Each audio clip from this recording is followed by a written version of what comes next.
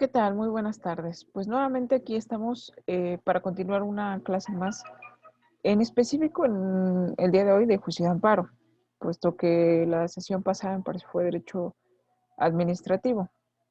En relación a retomar precisamente o darle o dedicarle un tiempo específico a cada una de las materias como considero que se merece y no estar corriendo tanto en una y en otra, pues ya se verá la dinámica que posiblemente más adelante pueda cambiar en relación a que media hora se pueda destinar aproximadamente a cada una de las áreas o materias. Sin embargo, me parece que en un principio entrar de lleno en una sesión clase con lo que es cada una de las materias es fundamental para poder seguir el hilo del entendimiento en cada uno de los temas, que además son muy importantes cada uno en su área. Y bueno, en este caso, como lo es el juicio de amparo, voy a permitir compartirles un documento que ya se encuentra en nuestra plataforma. Es precisamente este material que ya se está compartiendo y que se titula obviamente pues juicio de amparo. Aquí nos da una breve descripción obviamente de sus antecedentes, de un concepto, de algo que es muy interesante que quiero entrar ya de lleno, que son los principios que hay que agotar las partes dentro del juicio de amparo. Entonces, y entrar con ese tipo de circunstancias dentro de lo que es el amparo. Bueno, el amparo o el juicio de amparo, hemos comentado que tiene diferentes o que puede tener diferentes denominaciones, conceptualizándolo como un medio jurídico de protección. Aquí menciona algo muy importante, de protección o tutela de la constitucionalidad. Entonces, bueno, hay que entender que el juicio de amparo está relacionado con la Constitución, los derechos humanos, los derechos fundamentales. Entonces, por ahí sí se llegó a ver en algún momento garantías individuales y sociales, o garantías constitucionales o derecho constitucional, bueno, pues tendría una relación bastante cercana con lo que es precisamente esta materia de amparo. Entonces, aquí también menciona que se debe advertir que el primer documento jurídico político que se instituyó fue la Constitución Yucateca de 1890. Ese es el antecedente primario de lo que es el juicio de amparo, porque ahí se introdujo en esa Constitución, digamos que en Yucatán precisamente fue la pionera en constituir de alguna manera el juicio de amparo.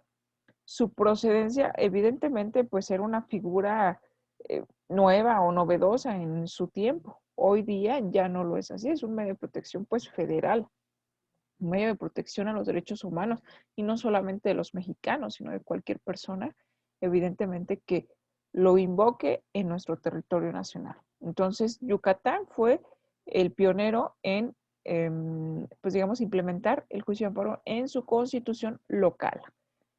Su procedencia se declaró contra cualquier acto de gobernador o ley de la legislatura que en agravio del gobernado, esto es muy importante, violase la Constitución y no únicamente los preceptos que consagraban las garantías individuales. Claro, en su momento, y creo que todavía hoy en día se puede considerar como garantías individuales.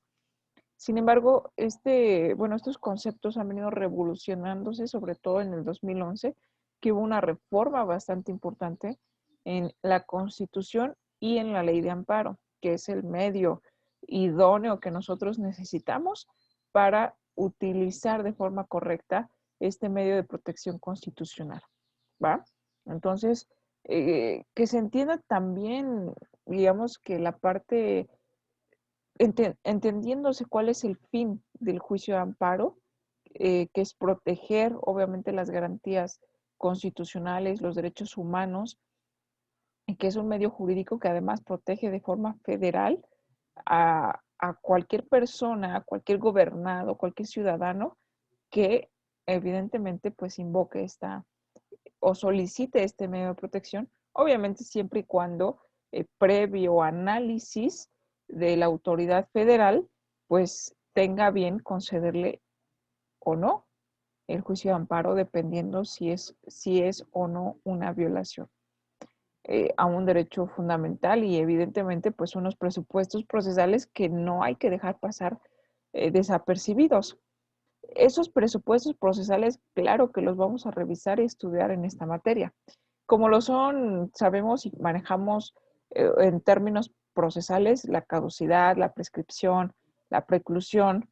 Entonces, prácticamente, pues eso es lo que tendríamos que observar dentro de lo que maneja también a manera de un juicio el amparo, ¿no? Entonces, el juicio de amparo tiene como finalidad la protección de las garantías del gobernado y el régimen competencial existente en las autoridades federales. Eso es muy importante porque hay que observar la competencia dentro de lo que es el juicio de amparo también, la competencia que limita la jurisdicción precisamente de la autoridad federal para conocer y resolver sobre lo que es este juicio de garantías. Entonces, que es obviamente aquí, pues pasa a ser algo muy importante. La competencia recae en una autoridad federal sí o sí. Entonces, no importa la vía con la que elijamos o sea procedente dentro de nuestro, a lo mejor nuestro medio de protección, porque existe la vía directa y la vía indirecta. Dentro de ello hay que entender la naturaleza de cada uno que lo explica la ley de amparo. Entonces, ¿qué va a ser? Repito, pues el elemento más importante que nosotros vamos a tener para el estudio y el análisis del juicio de amparo. Entonces, este material en realidad solamente ayuda como a manera de guía o de doctrina en la implementación de entender la figura jurídica del amparo, de entender la importancia y el alcance del juicio de amparo. En realidad estas charlas que podamos llegar a tener, bueno, pues representan solamente una guía. Lo más importante, pues viene ya en la aplicación de la ley.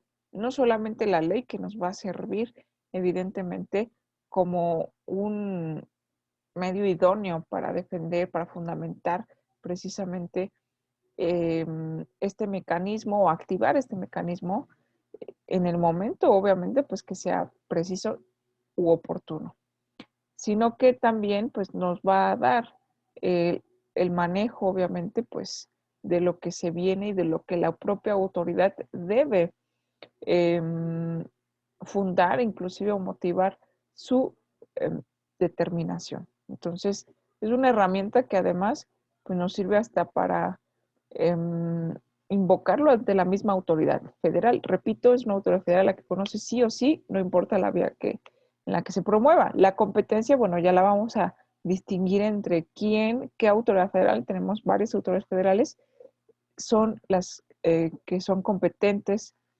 para conocer y resolver la vía directa y la vía indirecta. Entonces, eh, extiende su tutela a toda la Constitución a través de la garantía de legalidad que se encuentra conservada en el artículo 16.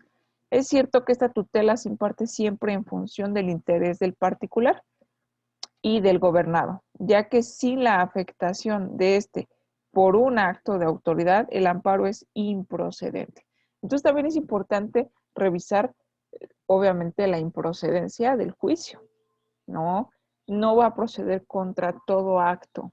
Eso hay que tenerlo bastante claro, ¿no? Entonces, las causales de improcedencia es importante también tenerlas en cuenta, ¿no?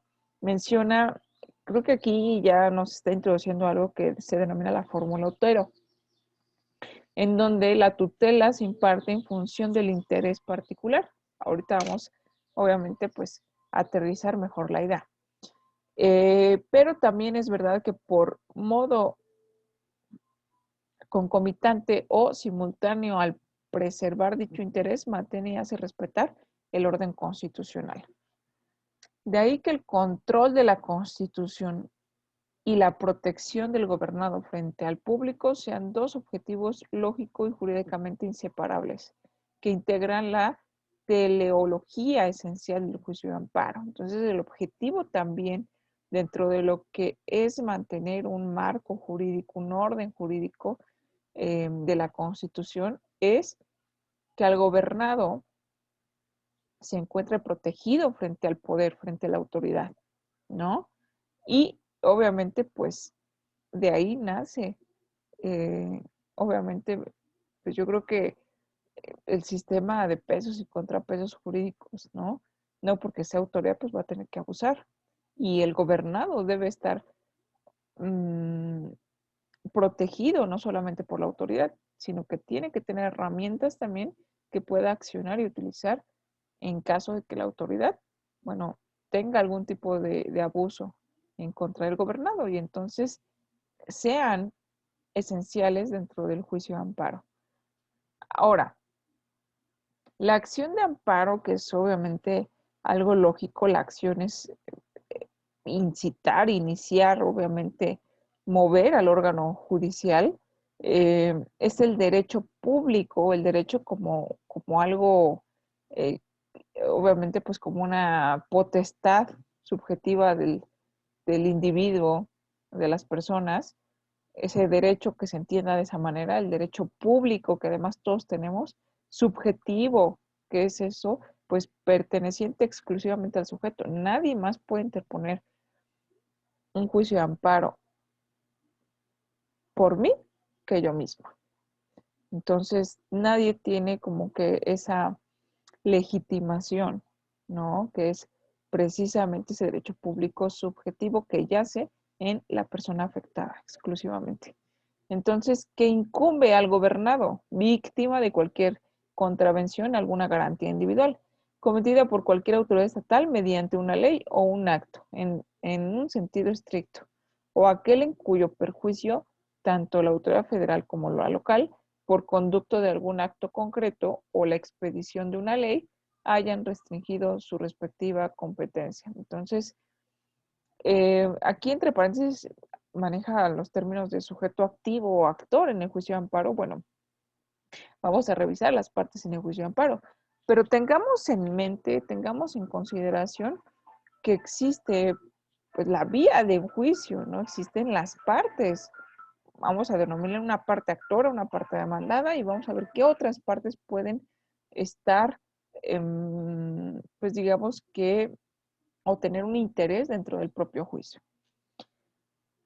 Derecho que se ejercita en contra de cualquier autoridad de la federación o de las autoridades locales en sus respectivos casos. El sujeto pasivo o demandado. Recordemos, el sujeto activo es la persona o la víctima, obviamente, de ese acto de autoridad, por la autoridad estatal o la autoridad federal. El sujeto pasivo, pues, pasa a ser precisamente la propia autoridad estatal o federal que violentó las garantías o los derechos del quejoso, ¿vale? Con un acto de autoridad. Entonces, ahora el sujeto pasivo de mando, pues es precisamente al que se le denomina la autoridad responsable. Hay que aprendernos o identificar más bien, al identificar obviamente viene un aprendizaje subjetivo bastante idóneo e interesante. Hay que identificar los sujetos. El sujeto activo, que se denomina en el juicio de amparo como quejoso, ¿no? Y el sujeto pasivo, que es la autoridad que violentó los derechos o las garantías de ese individuo y que evidentemente pues está ahí. Son contendientes dentro del juicio de amparo, ¿no? Voy contra los actos de autoridad, voy a quejarme de esos actos de autoridad y que conozca obviamente un juez federal que respete y reconozca los derechos contenidos en la Constitución y los haga valer, por supuesto, en caso, repito, de procedencia. Entonces, aquí ya tenemos dos partes. En realidad, la autoridad federal, que es el juez de amparo, el que conoce y resuelve del amparo, porque la parte, obviamente, pues la autoridad responsable puede ser un juez local o igual un juez federal, ¿no? Con competencia federal, que pues repito, ¿no? Dentro de un juicio, dentro de un proceso, inobservó, inaplicó o violentó de alguna manera las garantías o los derechos de aquel quejoso. Entonces, puede ser que conozca, obviamente, pues un juez diferente. Tiene que conocer un juez diferente, ¿no? Que observe, obviamente, lo que las partes están eh, mostrando dentro del juicio de amparo y no se denomina, sí se denomina demanda de amparo, pero dentro de lo que no existe una contestación de forma, eh, mm, pues de una o llamada contestación a la demanda. pero sí existe un informe previo y posteriormente un informe justificado que rinde la autoridad ante tales acusaciones en la demanda de amparo, ¿no? Entonces hay que identificar bien los términos y los conceptos para no confundirnos. Es un juicio, sí, pero vamos a tomar un juicio particular, un juicio especial, un juicio de garantías, ¿vale? Entonces, para que empecemos a identificar al quejoso como la víctima o el afectado, no víctima, no quiero que se confunda con la víctima de un delito. En realidad es la víctima. Aquí lo menciona este autor como víctima, ¿no? Pero es el afectado. Vamos a suponer o a mencionarlo como el afectado o el agraviado, ¿no? La parte agraviada, el quejoso. Por otro lado, de la moneda o de la contienda, tenemos a la autoridad que afectó o vulneró los derechos, denominada autoridad responsable. Y evidentemente, pues ahí llevamos dos partes, hasta el momento dos partes. Por eso menciona el sujeto activo o el actor, ¿no? Que es el quejoso, sujeto pasivo o el demandado, de alguna manera. Entonces, continuamos con el fin de obtener la restitución del goce de garantías violadas o la anulación concreta del acto en un sentido más amplio o en lato sensu, que es controvertir del régimen de competencia federal o local por conducto de los órganos jurisdiccionales federales. Entonces, ahí es algo muy importante. Los procesos de amparo. Aquí vamos a iniciar con el amparo o con las vías de procedencia, precisamente. Número 1, el amparo directo. Se menciona, se insta ante un tribunal colegiado por conducto de la autoridad responsable. ¿Sale? Ese es el amparo directo. También se denomina amparo uninstancial, pero este proceso de tutela de garantías no siempre se resuelve en única instancia. Aquí hay que revisar o nos remite el artículo 81, fracción segunda de la ley de amparo. ¿O por qué se denomina uninstancial? ¿No? Entonces, aquí hay importante. Ya tenemos claro que existe un quejoso, que existe un otro responsable y el amparo directo o, que es lo mismo, la vía directa en el amparo, que también se denomina amparo uninstancial, lo conoce y resuelve el tribunal colegiado, ¿vale? Entonces, vayamos anotando esta parte importante. Ahora, el amparo indirecto, que es el que se promueve ante el juez de distrito. Ojo con los términos, con las autoridades competentes para resolver el amparo, ¿vale? Entonces, el amparo indirecto lo conoce el juez de distrito, por eso todo amparo lo conoce un órgano jurisdiccional federal. En el amparo directo, el tribunal colegiado de circuito; en el amparo indirecto, el juez de distrito. Hay que revisar, evidentemente, tanto el artículo 103 como 107 constitucional y a su vez la ley de amparo para checar la procedencia, ¿vale? Pero el amparo indirecto es el que se promueve ante el juez de distrito. No se encuentra su nombre definido en la ley, sino es una denominación doctrinal y jurisprudencial, acorde al artículo 107 de la ley de amparo. Este amparo se le denomina biinstancial. ¿Vale? Entonces, ¿cuáles son los principios fundamentales del juicio de amparo? Hay que entender algo bastante interesante para que proceda principalmente el juicio de amparo. Tiene que ser a instancia de parte agraviada. Esto es, nadie más, como repetí hace un momento, lo puede interponer más que la parte agraviada. Por eso, a instancia de la parte agraviada, lo tiene que promover, lo tiene que solicitar la persona agraviada. Nadie más lo puede hacer por alguien más, obviamente, a menos que sea un representante, obviamente, pues legal, ¿no? Que lo pueda promover, pero a nombre y representación de otra persona. Y que se encuentre, obviamente, su legitimación, que que se encuentre vigente, que se encuentre activa. Esto lo puedo decir por Obviamente, ¿quién puede promover por un menor de edad? Pues sus padres, ¿no? Quienes ejercen la patria potestad o quien ejerce eh, la guardia y custodia, la tutela de un menor o de un incapaz.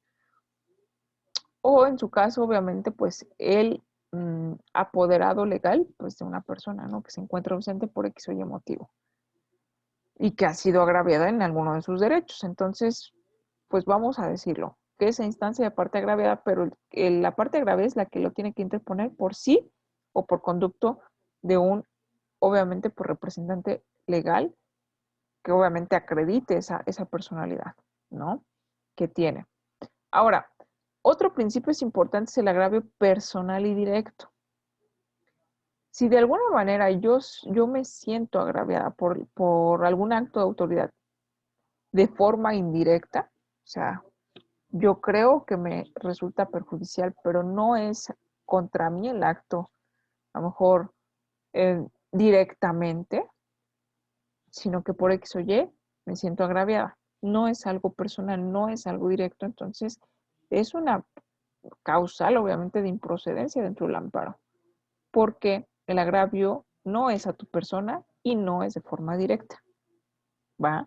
Esperemos que más adelante podamos poner ejemplos sobre de este aspecto o si llegan a tener dudas, poder resolverlo. Pero de todas maneras, en este material pues se explica un poco respecto a ello o podemos hacer pues ejercicios, preguntas y respuestas, buscarlo, ejemplos también. Hay muchas maneras para poder entender un poquito más allá de estos principios. Posteriormente viene lo que les mencionaba, la fórmula Otero, que es la relatividad de las sentencias. Obviamente, no en todos los casos que vamos a invocar el juicio de amparo va a ser contra una sentencia. Hay que entenderlo de esa manera. Por eso existen dos vías. Y por eso existe, obviamente, la vía directa o la vía indirecta. ¿Vale? La uninstancial o la biinstancial. Obviamente así se le denomina también de forma doctrinal, pero con que adoptemos, entendamos obviamente el término directo e indirecto, es más que suficiente para poder entender que no todo acto que nos perjudica o nos agravia proviene de una sentencia. Puede ser que sí, ¿no? Y en ese sentido, pues es que viene, obviamente, o es la vía directa, porque la ley marca evidentemente, pues que para que nosotros podamos solicitar la intervención de una autoridad judicial para conocer de un juicio eh, del área o de la rama que ustedes gusten, civil, penal, laboral, fiscal, administrativo, mercantil, familiar. Pues obviamente hay juicios ordinarios, ¿no? Juicios previamente establecidos en una ley sustantiva y que tienen su ley adjetiva para poder iniciar un proceso. Un juicio que tiene obviamente formalidades, ¿no? Que se deben cumplir, que se deben observar por las autoridades y por las partes. Y que tiene inminentemente, pues, la mayoría de ellos yo creo que o termina en una sentencia que puede que nos lesione nuestros derechos, ¿no? Entonces, la relatividad de las sentencias proviene del principio de definitividad. No nada más porque una sentencia no sea de mi agrado, significa que luego me tengo que ir al amparo. No se aplica de esa manera, sino que si la ley ordinaria local, la que estemos aplicando dentro de lo que es la competencia, la naturaleza del juicio, la materia. Vamos a poner eh, un juicio mercantil, un supuesto, ¿no? Pues estoy aplicando posiblemente el Código de Comercio, ¿no? Habría que ver qué otra ley pudiera aplicar, ¿no? La Ley General de Títulos y Operaciones de Crédito, la Ley General de Sociedades Mercantiles, no importa, las leyes que se apliquen. Pero el Código de Comercio puede tener dentro, obviamente, de su contenido, de su inserto jurídico, si existe o no existe una segunda instancia, para que conozca de un recurso de impugnación, un recurso que en su naturaleza, sin temor a equivocarme, en su mayoría procedería una segunda instancia, una apelación. No en todos aplica, habría que estudiar, revisar obviamente pues la ley sustantiva para saber la procedencia o no. Obviamente ahí sería agotar precisamente ese principio de definitividad y de agotando los medios ordinarios que la ley te ofrece para que tú en una segunda instancia puedas apelar esa sentencia definitiva que no ha quedado firme. ¿Por qué? Porque fue recurrida, fue impugnada. Entonces, un juez jerárquicamente superior conoce y resuelve precisamente sobre pues las inconformidades, ¿no? La impugnación, la afectación que se tiene sobre esa sentencia. Lo que puede hacer la segunda instancia es precisamente confirma la sentencia, que es decir, si te causó agravio a ti, que solicitaste la apelación, parte actora, parte demandada, a quien le haya causado esa afectación, puede confirmar la sentencia se queda a lo mejor intocable, ¿no? Esto quiere decir, pues se confirma. Entonces se confirma la primera instancia. Me sigo sintiendo agraviada ahora por un juez en segunda instancia. Ahora sí, no hay una tercera instancia. Si lo queremos ver así, lo que ya procede es el juicio de amparo.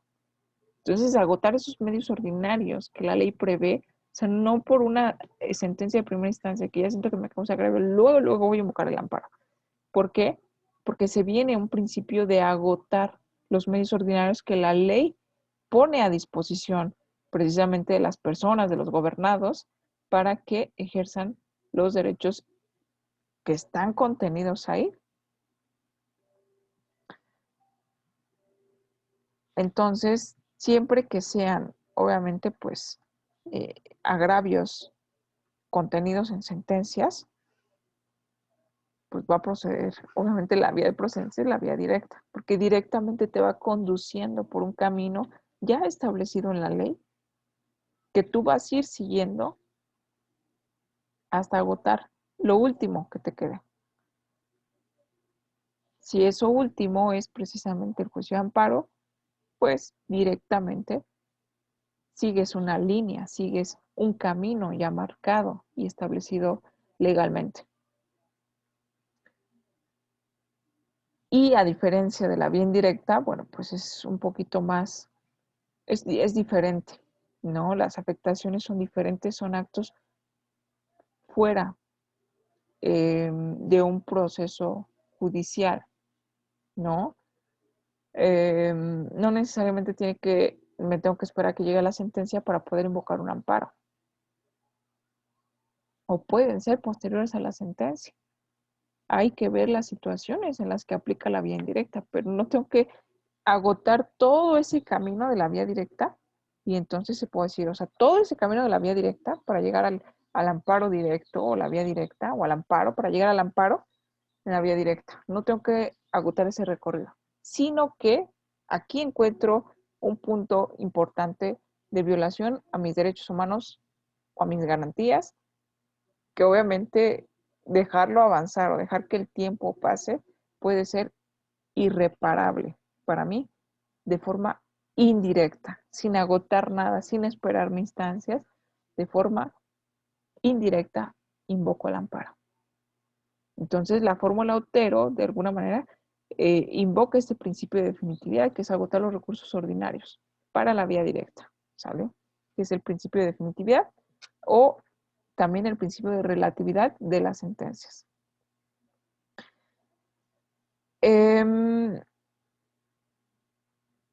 Bueno, son principios obviamente como los derechos humanos, que son relacionados obviamente unos a otros, y hay obviamente pues el principio de estricto derecho también, ¿no? Apegándose pues a lo establecido en la ley. Aquí lo explica de una forma más doctrinal. Entonces, este material, bueno, pues se queda ya en su plataforma para que lo puedan ustedes analizar con calma.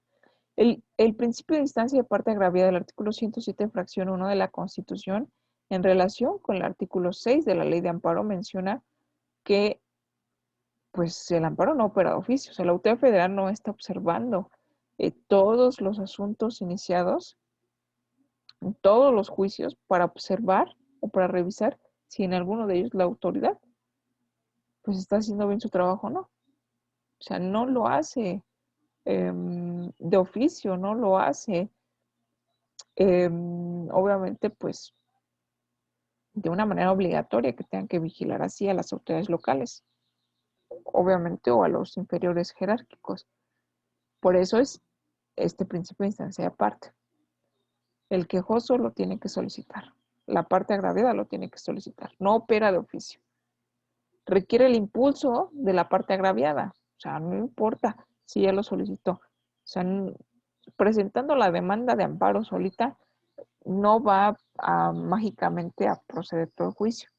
Necesita la parte quejosa estar, obviamente, pues, tener ese interés jurídico en el juicio de amparo. Si no, corremos el riesgo de que se sobresea. Este es un término utilizado en el amparo, pues prácticamente implica la caducidad procesal. La falta de interés del quejoso es una causal de sobreseimiento, o sea, de que se termine anticipadamente antes de que la autoridad conozca el fondo del asunto y lo pueda resolver. ¿Por qué? Por falta de interés de la parte agraviada o que se considera agraviada, dejando a salvo a lo mejor eh, ciertos derechos, ¿no? Si no es que se le fue el tiempo. Entonces requiere el impulso de las partes, de la parte agraviada. Y excepto a actos prohibidos según el artículo 15 de la Ley de Amparo. Bueno, hay que tener a la mano nuestra Ley de Amparo, pues para remitirnos a los artículos que mencionan y entender un poquito más allá. Entonces esta parte, bueno, pues se queda obviamente, no podemos estar leyendo los artículos en un tan poquito tiempo que tenemos. Entonces, bueno, ya corre a cargo de ustedes el profundizar los temas. Entonces, el siguiente principio que ya vimos, que es el agravio personal y directo, está contenido en el artículo 107 de la Constitución, en su fracción primera, en donde menciona el agravio para que pueda ser causa generadora del juicio de amparo, necesita ser personal, es decir, que recaiga en una persona determinada, bien sea física o moral, es decir, la parte quejosa o el agraviado directo, ¿no? Entonces, es una parte importante tener en consideración que ya viene estipulado desde la Constitución que para la procedencia del juicio de amparo, la causa o el agravio tiene que ser a una persona determinada o determinable, sea física o sea jurídico-colectiva, o también conocida como persona moral. El acto debe causar una afectación a la esfera jurídica del gobernado. Además de que debe estar bien identificado el quejoso como persona física o persona moral, debe causar una afectación a nuestra esfera jurídica como gobernados. Además de la personal determinación del agravio, este debe ser directo, es decir, de realización pasada, algo que ya sucedió, que ya trascendió, que obviamente afectó mi esfera jurídica, debe ser presente, algo que está afectando mi esfera jurídica o que va a afectar mi esfera jurídica. Entonces puede ser una causa que ya sucedió, ya me afectó, que me está afectando en este momento o que se viene una afectación inminente. No lo puedo evitar y es algo que naturalmente va a ocurrir. En consecuencia, aquellas posibilidades o eventualidades en el sentido de que cualquier autoridad estatal pueda causar a una persona un daño o un perjuicio sin que la producción de este sea actual o inminente, no puede reputarse como integrante del concepto de agravio. Ahora, bueno, esta parte es importante entenderla en el sentido que pensé que venía un poquito más de explicación, pero bueno, aquí es algo importante, algo que creemos que nos va a causar un agravio. No necesariamente es un concepto de agravio. Entonces, no necesariamente pues procedería el juicio de amparo, hay que tenerlo bastante claro, ¿no? Entonces, hay que demostrar esa afectación que sea directa, que sea personal y o aunque sea futura, que todavía no suceda, pero que me pueda causar un daño mejor inminente, ¿no? Hay que demostrar esa inminencia que se viene a una afectación directa personal, ¿va? No es algo que creo que ahí existe una alta posibilidad o existe un porcentaje en que me pueda causar un agravio la autoridad tal. Eso no es una causa de procedencia. Ahora, el principio de relatividad de las sentencias, y que es precisamente lo que, entre paréntesis, veíamos anteriormente, la fórmula Otero, el artículo 107, fracción segunda de la Constitución Federal, en relación con el artículo 73 de la Ley de Amparo, menciona que solo debe beneficiarse a quien la promueve. Es decir, no porque exista a lo mejor pues un amparo en un sentido determinado, pues va a beneficiar a todos. Creo que hay un caso actual que puedo mencionar como ejemplo, en donde lo puedo mencionar de esta manera porque fue una noticia nacional. La SEP recientemente, pues evidentemente antes del inicio del ciclo escolar, del nuevo ciclo escolar, en la educación básica, expidió libros de texto gratuitos. Entonces, obviamente con contenido diferente o diverso, en donde, bueno, hubo una controversia respecto a errores y el propio contenido en relación a ciertas ideologías que consideran pues un grupo de personas, una cuestión yo creo que incluso hasta política, ¿no? Podríamos decirlo, que causan pues una afectación directa e inminente, evidentemente, pues para la educación, ¿no? Que afecta el derecho a la educación de los menores o de los que están estudiando, este, pues, la educación básica, ¿no? Y que de alguna manera sus libros de texto, pues, afectarían esa, pues, ese derecho de una o de otra forma. Hay quienes, inclusive, pues, interpusieron un juicio de amparo. Entonces yo creo que podría decirlo, vino una lluvia de amparos, ¿no? En donde desde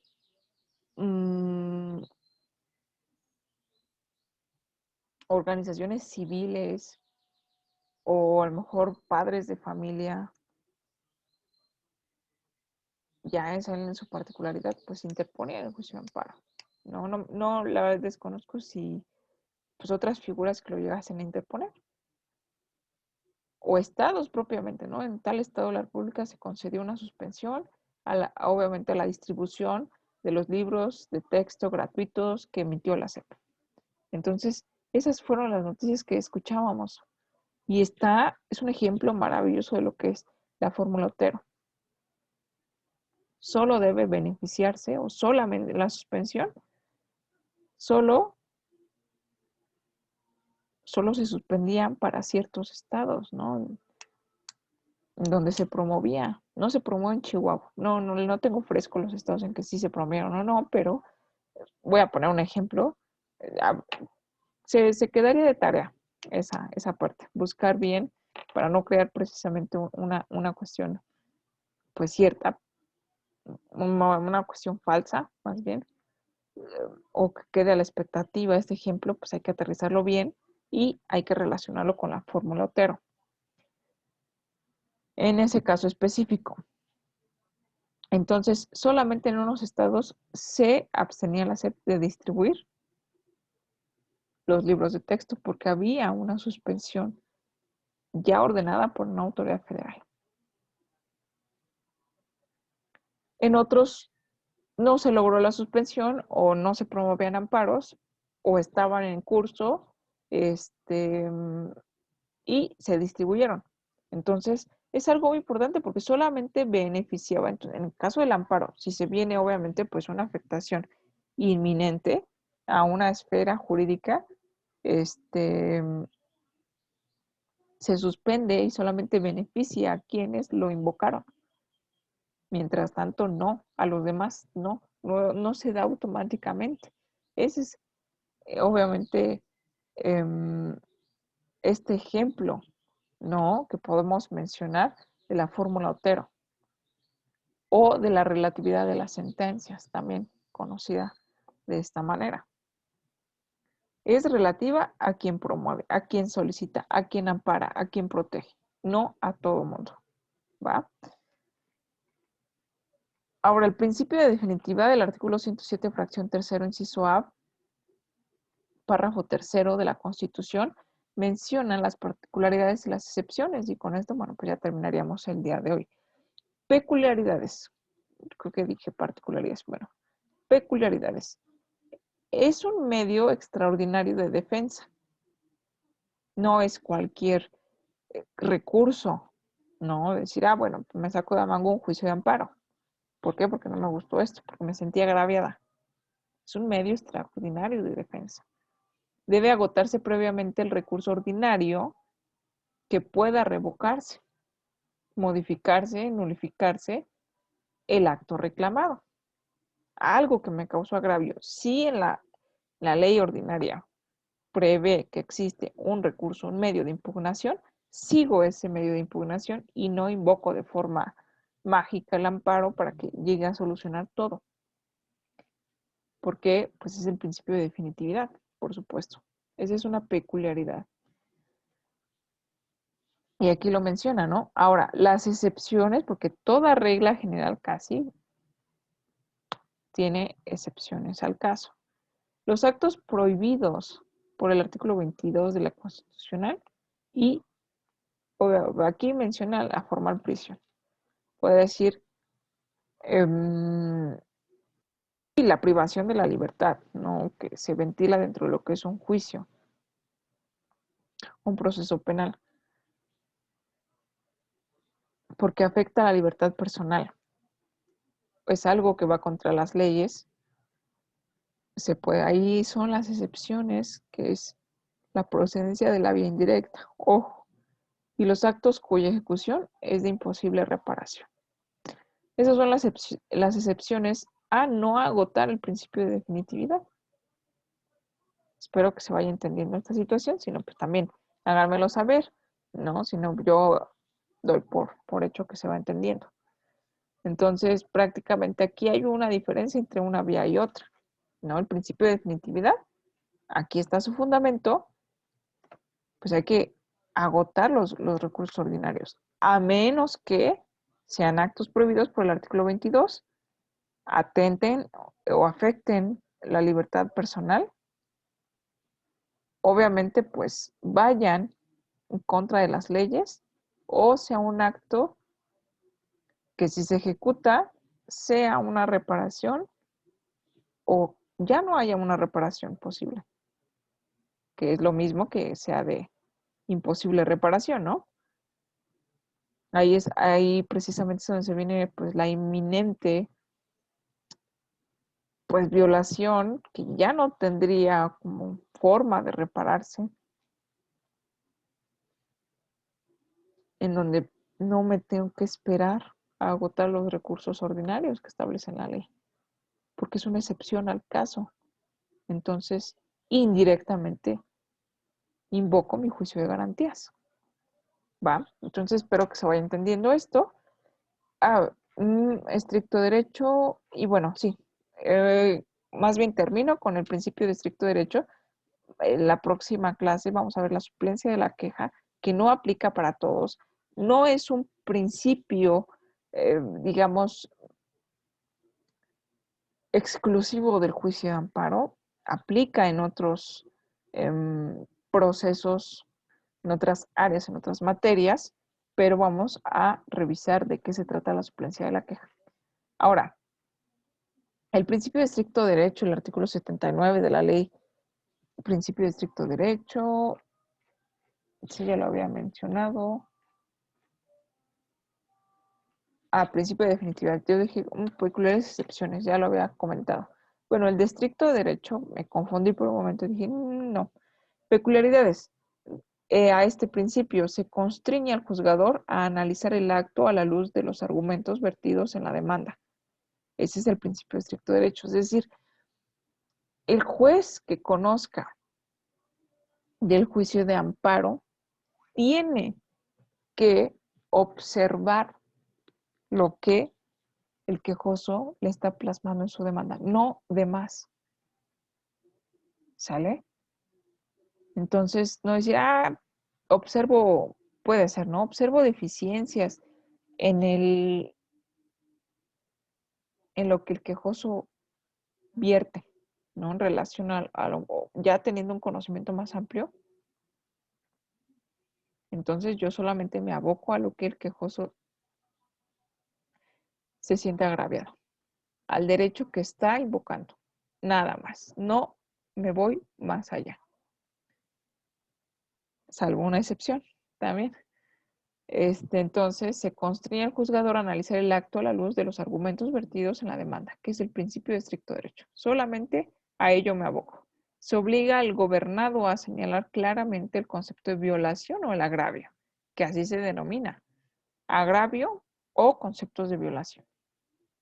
El juez no tiene libertad para apreciar todos los posibles aspectos inconstitucionales del acto reclamado, sino que está limitado a ponderar únicamente aquellos que se traten en la demanda de garantías a título de conceptos de violación. O sea, no puede ir más allá. Decir, híjole, le faltó esto porque eso también se violentó. No, ese es el principio de estricto derecho. Yo me aboco a lo que el quejoso está invocando como conceptos de violación o agravios.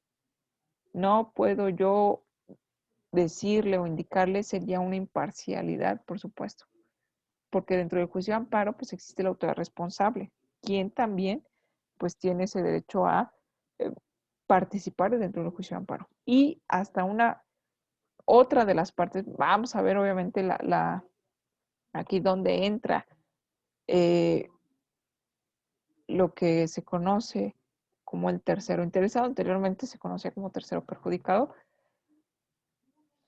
debido obviamente pues a ciertas reformas que obedecen a una naturaleza en específico, pues cambió esta apreciación y esta denominación, incluso en la ley de amparo, que no siempre puede existir o existe un tercero que tenga un interés jurídico dentro del juicio de amparo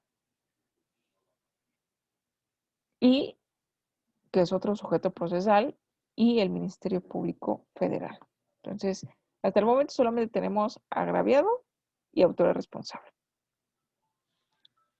Habría que revisar pues más adelante esa parte. Las excepciones. La suplencia en el error en la cita de los preceptos legales violados es precisamente la suplencia de la queja.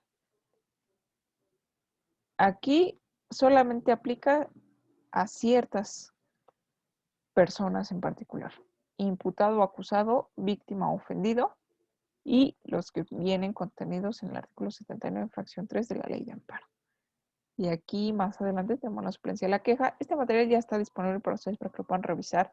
Hay una serie ya de actividades que hay que empezar a realizar y que esperemos o espero no se les junte. Si tienen alguna pregunta, alguna duda, pues háganmela saber, háganmela llegar por algún medio y pues no estamos, espero, ¿no? Estamos en contacto es por la realización de sus actividades y que vaya quedando claro los temas. Además, tenemos la libertad de además ahondar en la maravilla, evidentemente, de Internet para poder despejar y o profundizar en cualquier tema o subtema respectivo de las asignaturas que estamos llevando, ¿no? Y más, o sea, información hay muchísima. Solamente hay que enfocarla y obviamente buscar fuentes confiables. Entonces, bueno, pues agradezco mucho su atención. Doy por terminada esta clase de juicio de amparo. Atendemos después lo que es la suplencia de la queja en otros supuestos y ya está la actividad pendiente, ¿no? Em, para que se pueda comentar a lo mejor en alguna otra ocasión. Entonces, agradezco mucho y hasta la próxima sesión.